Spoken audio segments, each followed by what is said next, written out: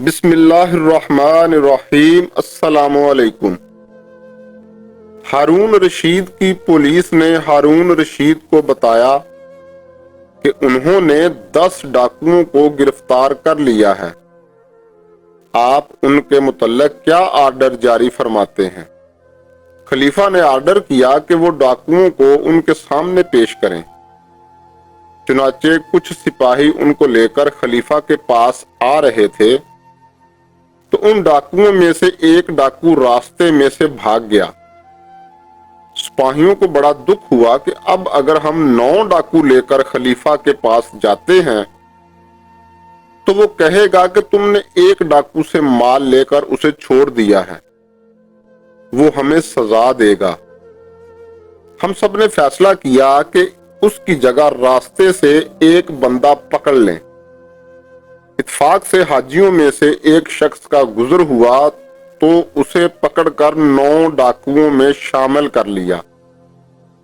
جب وہ خلیفہ کے پاس پہنچے تو اس نے قید خانے میں بند کرنے کا حکم دے دیا۔ وہ ایک عرصہ تک جیل میں قید رہے۔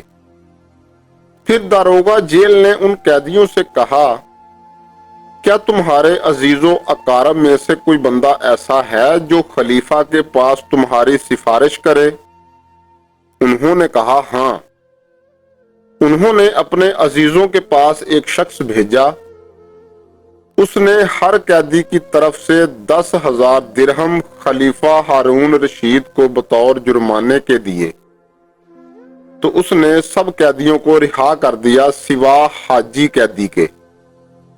داروغہ جیل نے اس سے پوچھا، کیا تیرا کوئی سفارشی ہے؟ اس نے کہا نہیں۔ قیدی نے داروغہ سے کہا کہ اگر میں خط لکھوں تو کیا تم اس کو خلیفہ تک پہنچا دو گے؟ اس نے کہا ہاں۔ قیدی نے کہا کہ قلم دوات دو۔ اس نے قلم دوات دی تو اس نے لکھا، اللہ کے نام کے ساتھ شروع جو بڑا مہربان نہایت رحم کرنے والا ہے، بندہ ذلیل کی طرف سے رب جلیل کی طرف، مخلوق کے گناہ اور جرم میں تیرے بندے سفارشی ہیں کہ انہوں نے خلیفہ کے سامنے ان کی سفارش کی اور خلیفہ نے ان کو رہا کر دیا، اور میں جیل میں اکیلا باقی رہ گیا ہوں۔ اے میرے رب، تو میرا گواہ اور سفارشی ہے کہ میں وہ بندہ ہوں جس نے گناہ نہیں کیا۔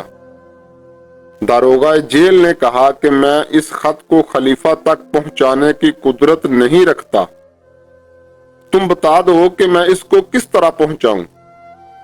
قیدی نے کہا کہ اس کو جیل کی چھت پر رکھ دو۔ جب اس نے خط چھت پر رکھا تو وہ خط ہوا میں اڑتا ہوا تیر کی طرح آسمان کی طرف چلا گیا۔ اسی رات ہارون رشید نے خواب دیکھا کہ آسمان سے فرشتے اترے اور اس کو پکڑ کر ہوا میں بلند کیا اور خلیفہ سے کہا کہ اے ہارون رشید، لوگوں نے 9 قیدیوں کی سفارش کی تو نے ان قیدیوں کو فوراً رہا کر دیا۔ خالق رب العزت ایک قیدی کی سفارش کرتا ہے تو اس کو فوراً رہا کر دے ورنہ تو ہلاک ہو جائے گا۔ خلیفہ خوفزدہ ہو کر خواب سے بیدار ہوا۔ اس نے داروغہ کو بلایا اور پوچھا، تیرے پاس قید خانے میں کون ہے؟ اس نے خلیفہ سے سارا واقعہ بیان کیا۔ خلیفہ نے کہا کہ فوراً اس کو میرے پاس حاضر کرو۔ جب داروغہ نے اس کو حاضر کیا تو خلیفہ نے اس قیدی کے سامنے حلوہ پیش کیا اور اس کے منہ میں خود لقمے ڈالنے لگا، حتیٰ کہ وہ خوش ہو گیا۔